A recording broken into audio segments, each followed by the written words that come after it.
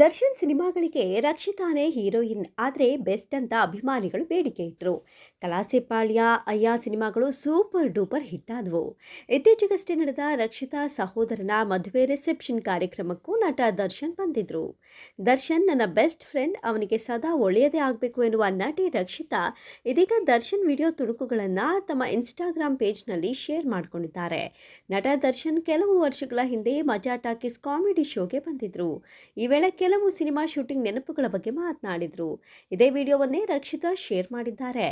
ಗಂಡು ಹುಲಿಗೆ ದರ್ಶನ್ ಅಂತ, ಹೆಣ್ಣು ಸಿಂಹಕ್ಕೆ ರಕ್ಷಿತಾ ಅಂತ ಹೆಸರಿಟ್ಟ ಪ್ರಸಂಗವನ್ನ ನಿರೂಪಕ ಸೃಜನ್ ಲೋಕೇಶ್ ನೆನಪಿಸಿದ್ರು.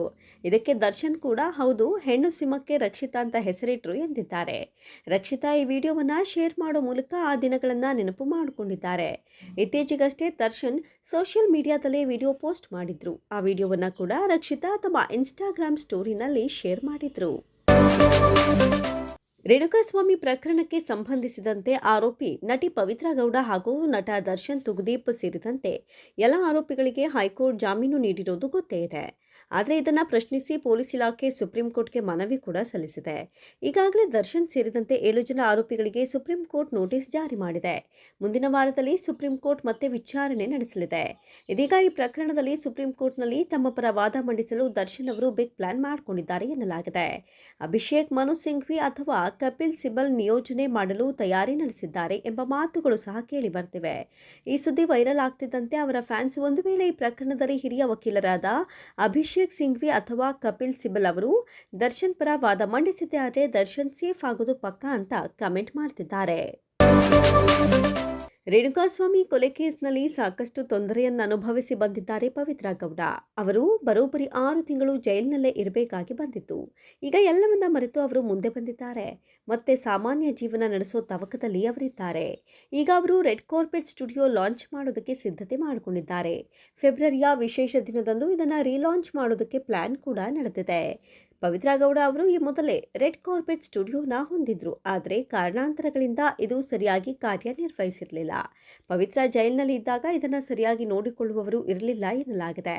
ಈಗ ಫೆಬ್ರವರಿ 14ರಂದು ಇದನ್ನು ಅವರು ರೀಲಾಂಚ್ ಮಾಡ್ತಿದ್ದಾರೆ. ಫೆಬ್ರವರಿ 14 ಅಂದರೆ ಪ್ರೇಮಿಗಳ ದಿನ. ಈ ವಿಶೇಷ ದಿನವೇ ಈ ಸ್ಟುಡಿಯೋ ರೀಲಾಂಚ್ ಮಾಡಲಿದ್ದಾರೆ. ರೆಡ್ ಥೀಮ್ನಲ್ಲಿ ರೆಡ್ ಕಾರ್ಪೆಟ್ ಸ್ಟುಡಿಯೋ ರೀಲಾಂಚ್ ಮಾಡಲಾಗ್ತಾ ಇದೆ ಅನ್ನೋದು ವಿಶೇಷ.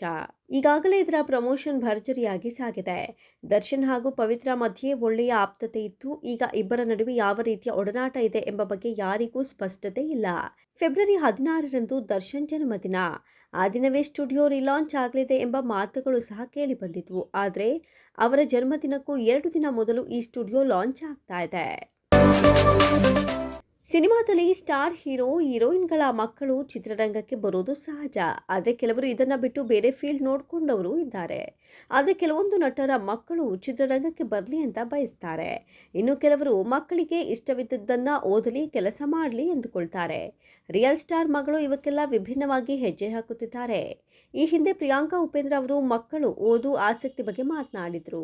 ಮಕ್ಕಳ ಬಗ್ಗೆ ಮಾತನಾಡಿದ ಪ್ರಿಯಾಂಕಾ ಉಪೇಂದ್ರ ಅವರು, ನನಗೆ ಒಂದೇ ಒಂದು ರಿಕ್ವೆಸ್ಟ್ ಏನಂದರೆ ಡಿಗ್ರಿ ಮುಗಿಬೇಕು, ಸಾಧ್ಯವಾದರೆ ಮಾಸ್ಟರ್ಸ್ ಕೂಡ ಓದಬೇಕು.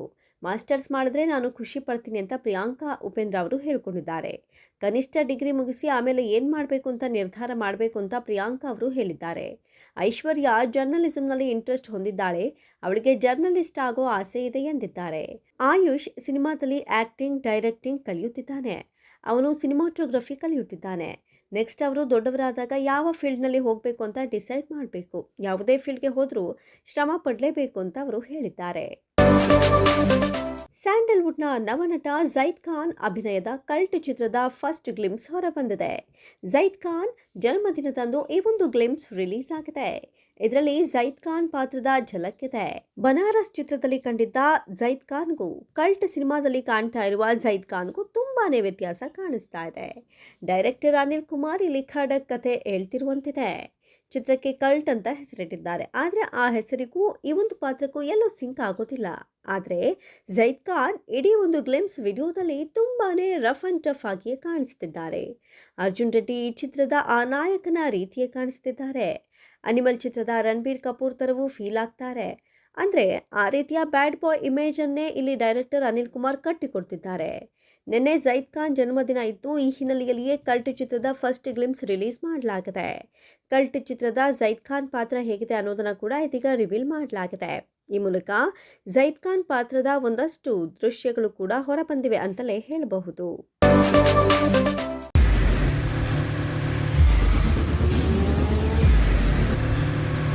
ಪ್ರಜಾಮಾರ್ಗ ನ್ಯೂಸ್, ಇದು ಜನಸಾಮಾನ್ಯರ ಧ್ವನಿ.